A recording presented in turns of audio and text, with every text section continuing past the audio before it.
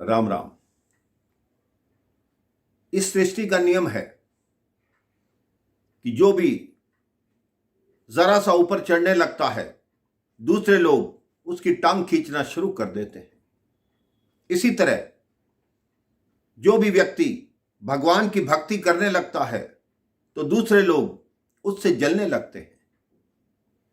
ऐसे ही थे संत कबीर जी। वो काशी में निवास करते थे, जाति के मुसलमान थे, लेकिन राम जी का नाम, कान्हा जी का नाम सदैव लेते रहते थे। मस्तक पर तिलक धारण करते थे, भगवान के दोहे लिखते थे, छंद लिखते थे, गले में कंठी माला पहने रहते थे। काशी के ब्राह्मणों ने देखा कि कबीर की ख्याति बहुत ही फैलती जा रही है, उसके सत्संग में बहुत लोग जाने लगे हैं, तो उन ब्राह्मणों को कबीर जी से ईर्ष्या होने लगी। उन्होंने आपस में विचार किया कि इस कबीर को कैसे रोका जाए। तो किसी दूसरे ब्राह्मण ने कहा कि आजकल देश के राजा सुल्तान लोधी यहीं बनारस में आए हुए हैं, हम जाकर उनसे शिकायत करें तो वो हमारी बात मानेंगे, तभी इस कबीर का सही रास्ता होगा। उनके विचार विमर्श में यह निष्कर्ष निकला कि हमारे कहने से क्या फर्क पड़ेगा, यदि कबीर के ही कुछ लोग हमारे साथ चलें तो बादशाह हमारी बात माने। उन्होंने कबीर के कुछ व्यक्तियों को तोड़ा, किसी को धन का लालच दिया, किसी को भूमि का लालच दिया, वो लोग उनके साथ हो लिए। लेकिन उन लोगों ने भी कहा कि हमारी बात बादशाह कैसे मानेगा, यदि कबीर के घर का कोई व्यक्ति हमें मिल जाए तब बात बने।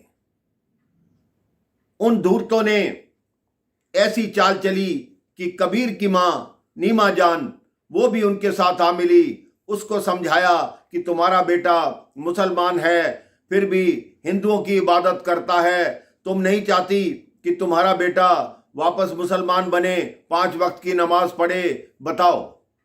वो भी उनकी बातों में आ गई और वो भी बादशाह के पास चल पड़ी। अब सब एकत्रित होकर बादशाह के पास चले। उन्होंने हाथ में जलती हुई मशाल ले रखी थी। वो सुल्तान लोधी के दरबार में पहुंचे। सुल्तान लोधी ने कहा, ये कौन लोग हैं और हाथों में मशाल लिए हुए क्यों आ रहे हैं? दिन के समय भी कोई मशाल जलाता है क्या? तब उन ब्राह्मणों ने कहा कि बादशाह सलामत, आपके राज्य में दिन में भी अंधेरा हो रहा है, इसलिए हम मशाल जला के आए हैं। उन्होंने कहा, क्या मतलब? कहते कबीर एक मुसलमान है, लेकिन फिर भी वो गले में कंठी माला डालता है, राम का नाम लेता है, माथे पे तिलक लगाता है। आप बताओ, एक मुसलमान होकर ये शोभा देता है? तो बादशाह ने कहा, इसका क्या प्रमाण है? तो उन सब ने कहा, ये देखो, ये कबीर की मां है, इसके मुंह से ही सुन लो कि अपने बेटे से कितनी परेशान है। उसकी मां ने भी वही कहा कि मेरा पुत्र मुसलमान होकर हिंदुओं के भजन गाता है, हिंदुओं के भगवानों की पूजा करता है। सुल्तान लोधी ने कहा, जाओ कबीर को पकड़ कर लाओ। उनके सैनिक गए। कबीर अपने आंगन में बैठे थे। उनकी पत्नी लोही बोली कि वो देखो, राजा के सैनिक आ गए। कबीर कहते हैं, क्या फर्क पड़ता है? राजा के सैनिक कबीर जी को अपने साथ ले चले। कबीर सुल्तान लोधी के दरबार में आया, लेकिन झुककर सलाम नहीं किया। वहां काफी काजी बैठे थे, उनके मंत्री बैठे थे। उन्होंने कहा, कबीर, तेरे को यहां का नियम नहीं पता, तुमने राजा को सलाम क्यों नहीं किया?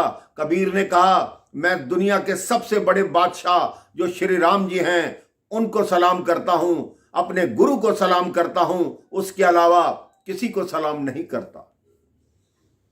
राजा कहता है, ये तो हमारी तौहीन है, इसने हमारी बेइज्जती कर दी, इसको जंजीरों में बांधो, इसके शरीर से पत्थर बांधकर इसे गंगा में फेंक दो।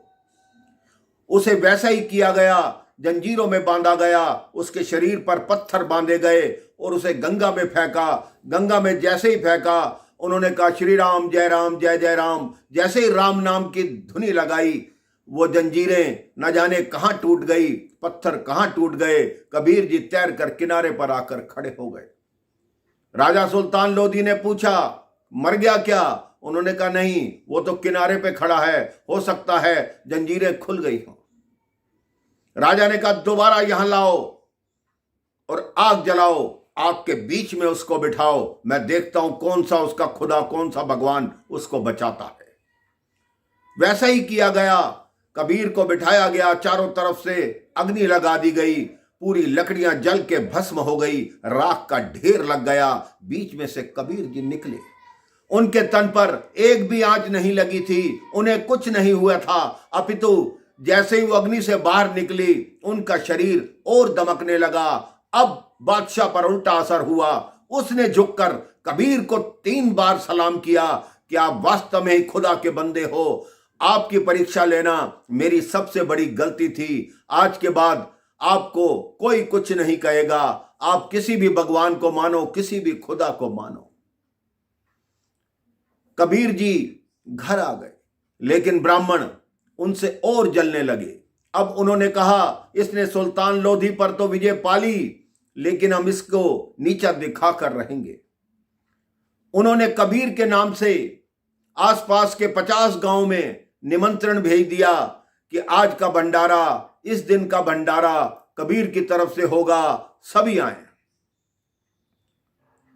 अब वहां कबीर को यह बात ज्ञात ही नहीं। वहां लोग एकत्रित होना शुरू हुए, कुछ साधु आकर बैठे। कबीर कहता कैसे आए? कहता तुमने निमंत्रण भेजा। कहता आपको? कहता मेरे को नहीं, 50 गांव को, सब लोग भोजन करने आ रहे हैं। कबीर ने कहा मेरे यहां भोजन करने आ रहे हैं? मैंने निमंत्रण भेजा। उन्होंने कहा हां तुमने भेजा। अब कबीर जी चकरा गए कि इतने लोग आएंगे, हजारों लोग होंगे, मैं भोजन कैसे कराऊंगा? मेरी तो रसोई में भी इतनी जगह नहीं और मेरे पास तो इतना अन्न भी नहीं। अब कबीर जी धीरे धीरे बाहर की तरफ खिसकने लगे तो साधुओं ने बोला कहां जा रहे हो? कहते हैं जो रायता बनाया था लंगर के लिए, प्रसाद के लिए, वो पतला हो गया, मैं थोड़ी दही ले आऊं। अब कबीर जी उसी बहाने से बाहर निकल गए। अब लोग कहने लगे कहां गया कबीर, कहां गया कबीर? सभी घूम घूम के देखने लगे कि कहीं रसोई नहीं बनी, कहीं कुछ नहीं है, कहां गया कबीर? अब वो ब्राह्मण खुश होने लगे कि कबीर की निंदा होगी तो उन्हें खुशी मिलेगी। लेकिन प्रभु श्री राम जब उन्होंने देखा कि बात मेरे भक्त पर आ गई, प्रभु श्री राम कबीर का वेश धारण किया। साथ में हनुमान जी बोले कहां जा रहे हो प्रभु? उन्होंने कहा मैं कबीर के यहां जा रहा हूं। हनुमान जी साथ हो लिए, अंगद जी साथ, नल नील साथ, सारे वानर साथ चल पड़े। सबने वेश धारण कर रखा, किसी ने कोई, किसी ने कोई। जैसे ही श्री राम जी कबीर बनकर आए, हनुमान जी, अंगद जी दही के बड़े बड़े थाल लेकर कंधों पर वहां आने लगे। उन साधुओं ने कहा कबीर दही लेने गए थे, ले आए? कहते हां जी ले आया। कहते भोजन? कहते जी अभी तैयार होगा। सबकी कार्य की ड्यूटी लग गई कि कौन क्या बनाएगा। नल नील अंगद रसोई संभाल ली, हनुमान जी लड्डू बनाने लगे। अब हनुमान जी से छोटे लड्डू बने नहीं, एक एक शेर का एक लड्डू हनुमान जी ने बनाया। पंगत लग गई, भंडारा शुरू हुआ। 12-12, 15-15 दोने लगे एक साधु के आगे और इतनी सब्जियां बनी, इतने पकवान बने और ऐसा भोजन, और जिसके पत्तल पर एक शेर का एक लड्डू आए वो गए हमने लड्डू तो बहुत देखे लेकिन इतना बड़ा लड्डू नहीं देखा। सुबह से लेकर रात तक भंडारा चलता रहा।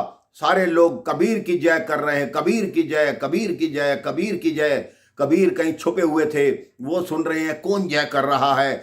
जब हजारों लोग थे तो जो पंगत थी वो उनके घर से गंगा घाट तक पहुंच गई। कबीर भी चुपचाप जाकर उस पंगत में अपना मुंह छुपाकर बैठ गए। उन्होंने देखा कि मेरे रूप में प्रभु श्री राम आए हुए हैं। उन्होंने मन ही मन प्रणाम किया। भगवान ने कहा जो भक्त तन मन सब मुझे अर्पण करता है तो उसके मान की रक्षा करना मेरा काम है। कबीर के जीवन में ऐसी अनेक घटनाएं आती हैं जब भगवान ने आकर उनकी सहायता की, उनकी मदद की। इस कथा से यह सिद्ध होता है कि आपका धर्म कोई भी हो, लेकिन सच्चे मन से आप प्रभु का नाम लेते हैं तो आपका भव सागर से बेड़ा पार हो जाता है। राम राम, जय श्री राम।